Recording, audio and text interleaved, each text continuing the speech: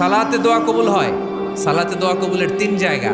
একটা হচ্ছে তাকবীরে তাহরিমার পরে আমরা সানা পড়ি না, আমরা তো একটা পড়ি।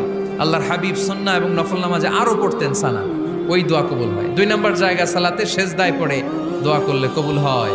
আকরাবু মা ইয়াকুনুল আবদু মির রাব্বিহি ওয়া হুয়া সাজিদ ফাকসিরু ফীহি দুআ। বান্দা যখন সেজদায় লুটিয়ে পড়ে, বান্দা আল্লাহর সবচেয়ে কাছে চলে যায়। তা কিন্তু বিশ্বনবী বলে, সেজদাটা তোমার রবের কুদরতি পায়ের উপরে পড়েছে। সেজদায় পড়ে দোয়া করেন। সালাম ফিরানোর আগে বিশ্বনবী দোয়া করতেন, লা ইউসাল্লিমান্না আহাদুকুম হাত্তা ইয়াতাআওয়াযা মিন আরবা'a।